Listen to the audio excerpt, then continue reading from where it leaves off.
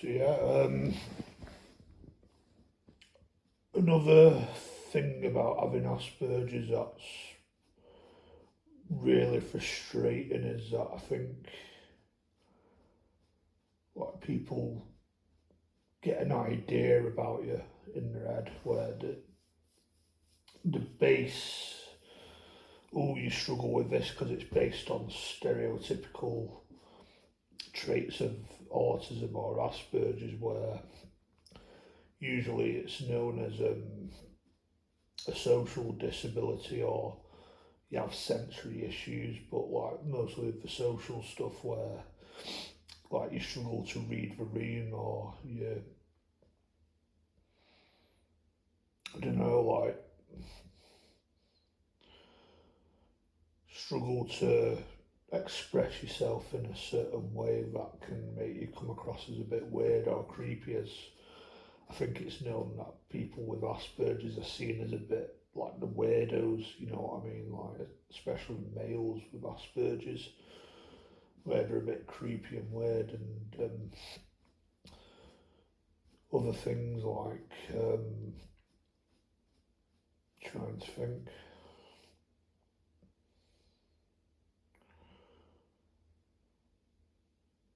I don't know, like just notice the stereotypical traits and the sensory stuff, and I don't know if it really matches my personality. Like I think being told that you can't, you lack a basic human skill like socializing is a huge confidence destroyer.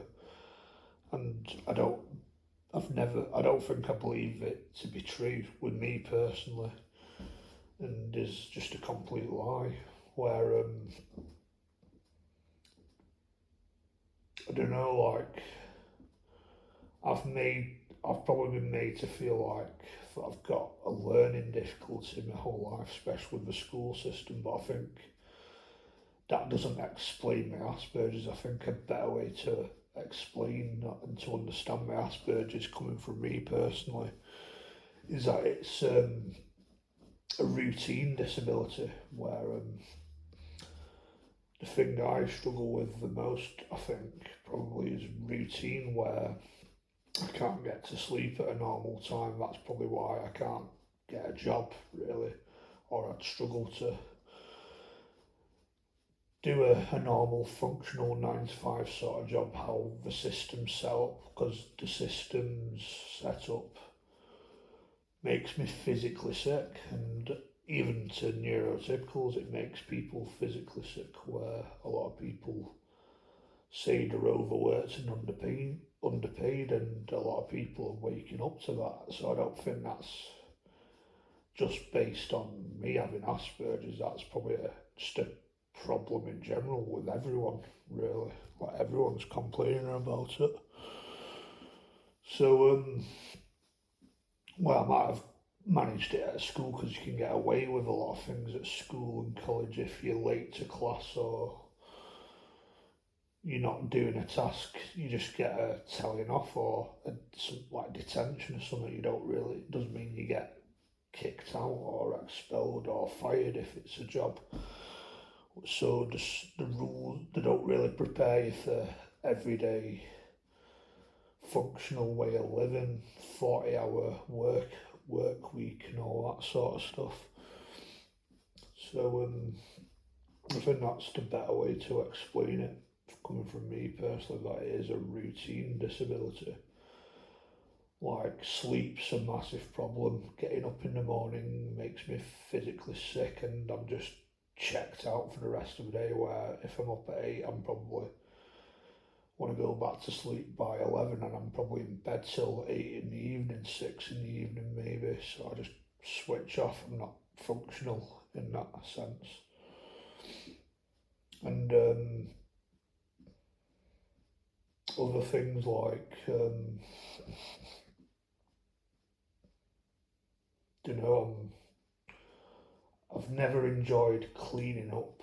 Like I'm very messy, I think.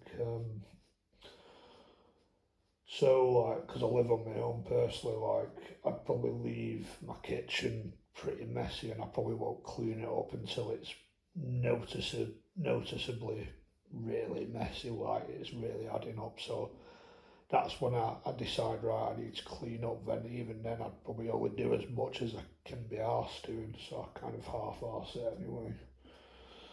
So that's probably why I probably struggle, and that's probably why the support comes in, you know what I mean? Because I hit a brick wall when it comes to that. And a few other things as well, like I've written them down, sort of, where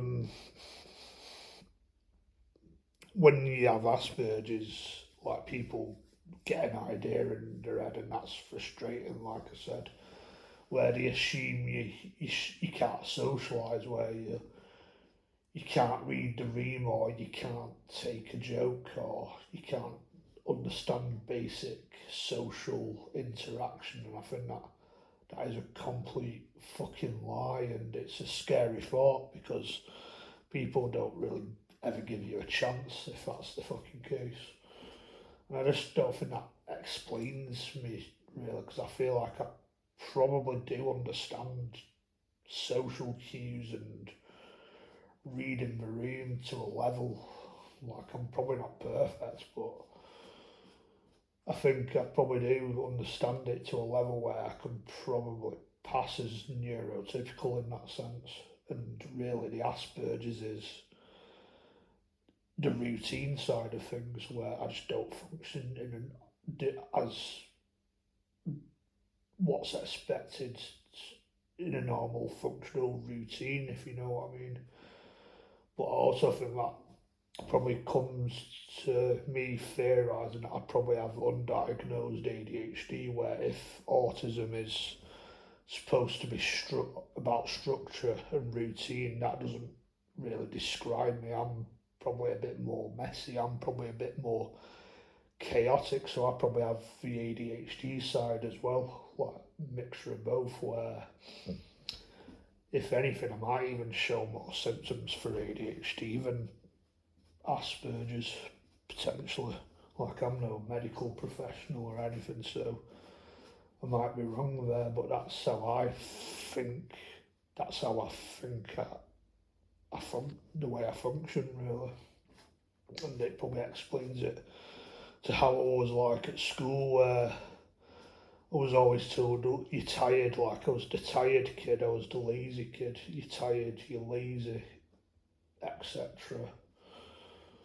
Just the usual, and that was probably why I ultimately struggled at school doing the work, because I just didn't have an on button. I just probably hit a brick wall, and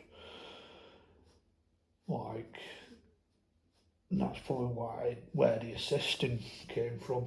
I think, as far as I'm aware, not that I don't know. I probably had a bit of like social clumsiness. Like, I might say something because I think it's funny, and it might translate as creepy, but that, don't know, could possibly be an ADHD trait as well.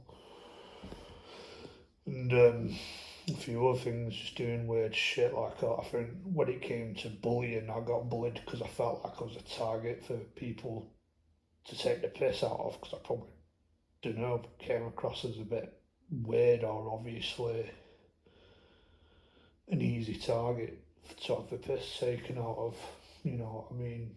And I did it to other people as well, like I explained in another video about that sort of stuff.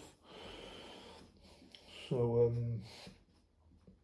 I think maybe there is a level of, don't know, social clumsiness, but I think me being unable to socially interact or pick up social cues or read the room is probably false in my opinion, and just a complete lie. And it's a scary thought, you know, if people assume that, you know, before even getting to know me, if you know what I mean. But yeah, I think another thing I remember is that when I was originally diagnosed, they said, as far as I'm aware, I got diagnosed because I was lonely at the start, knowing reception, and walk around in circles in the playground, probably mumbling to myself in my own thoughts. I remember creating my own films in my head, so that was probably part of it, and line things up, but that was like when I was really young, I think, and that's probably why they diagnosed me with Asperger's, because I probably showed those traits, as far as I'm aware anyway. And I remember looking back at it now, I didn't think it back then, but even like in my teenage years or in school in general, I used to do shit like, don't know, cut things up into little pieces, you know, like I might get a rubber and cut it up into little pieces and decide to snort it up like cocaine.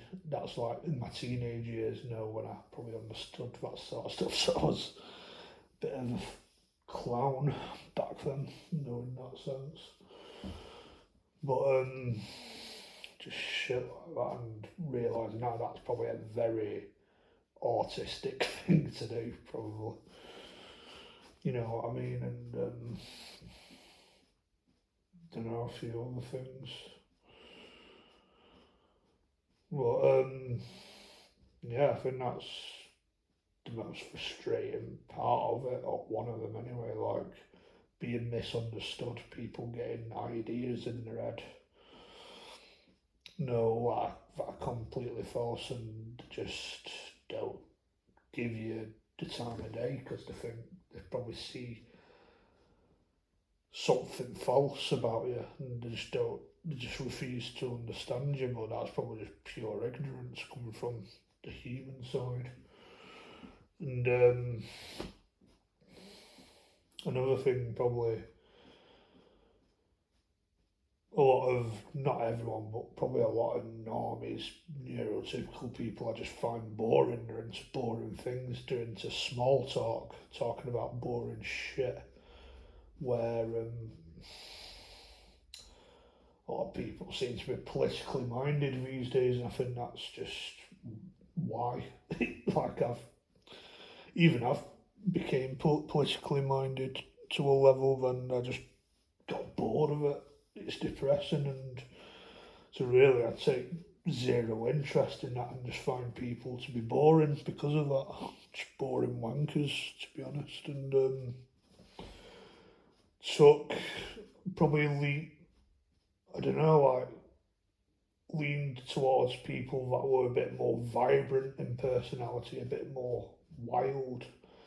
You know, like maybe like ADHD sort of types, or undiagnosed ADHD, maybe Asperger's into a level. Whereas I know someone at the minute who's very vibrant and wild, where I was in the car with her the other day and she kept going, "Are you taking the mick? Are you taking the mick?" And just doing weird noises, and I'm like, she's not even diagnosed, but I reckon she probably does have something because of that. But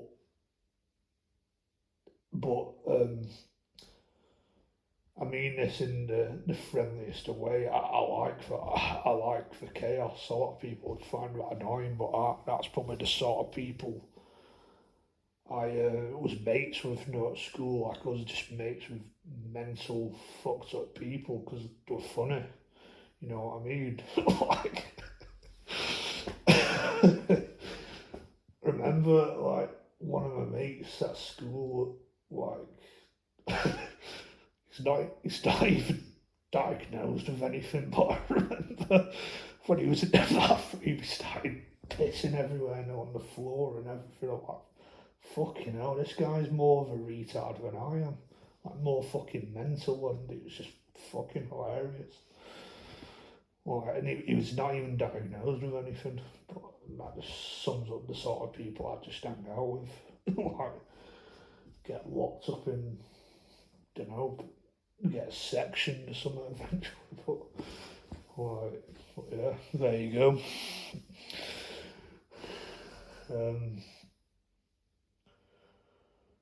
Let me know what you think on that if anyone's watching. But yeah, catch you in another video. Goodbye.